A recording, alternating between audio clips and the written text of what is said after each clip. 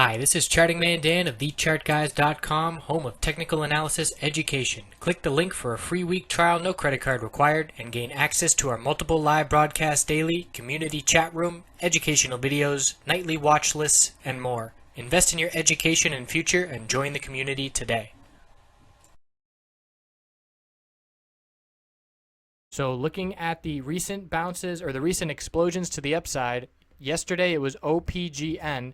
And on the 5-minute chart, we can see, need to zoom back to yesterday, and then we'll look at this move.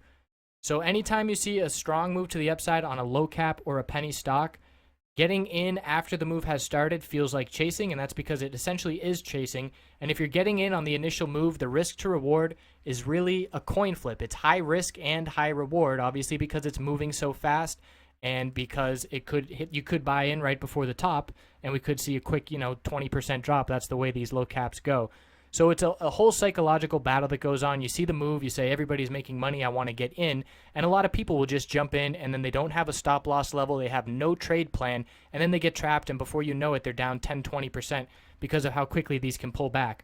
So here on OPGN yesterday, we had a 15-minute breakout, a 20-minute breakout on increasing bullish volume, where the price went from the 160s up to 330. So an 80% move or so. And anybody that bought in at the top here, anywhere between 270 and 330, within 10 minutes, they're already down 10, 20%.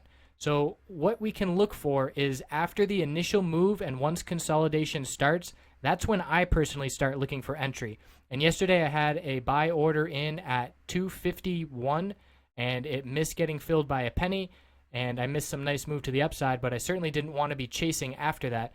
So the point is, after waiting for consolidation to occur, we can see we hit a low of consolidation at 243.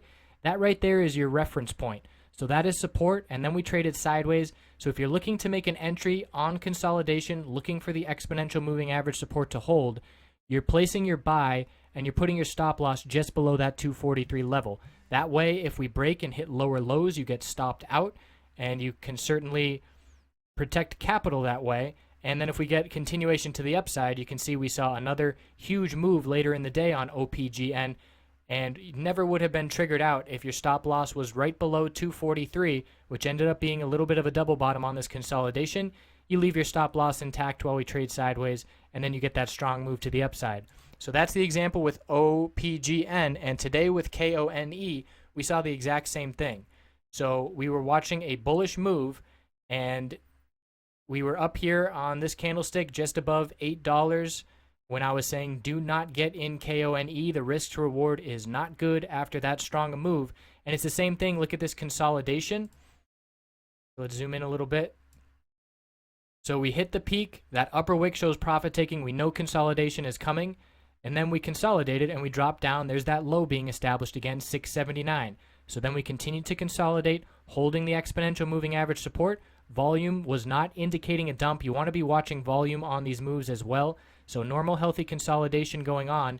And it's the same thing. You enter and you put your stop loss below 679, and then you leave it. And we can see from there was a nice little move back to the upside. And it went from, let's say you entered in the upper $6 or even $7 psychological support. Put your stop loss just below 679, the low of that consolidation. And then you see a nice move when the price goes back up to 870 15 minutes later. So big gains to be had there. And then obviously if you held throughout the day, there were even bigger gains to be had up towards $10. But the point being, entering on the move up, there's really a ton of risk and a ton of reward. But if you wait for the consolidation, you get your key support, you put your stop loss in place, that allows you to have a game plan going into this move. And there is still nice 10, 20% moves that can be made on these low cap runners. So that is a little wrap up on how I personally prefer to play these names. Obviously, if you can get in on the key breakout, that's great. But these names usually flash up on a scan or something in terms of high percent gain or high volume.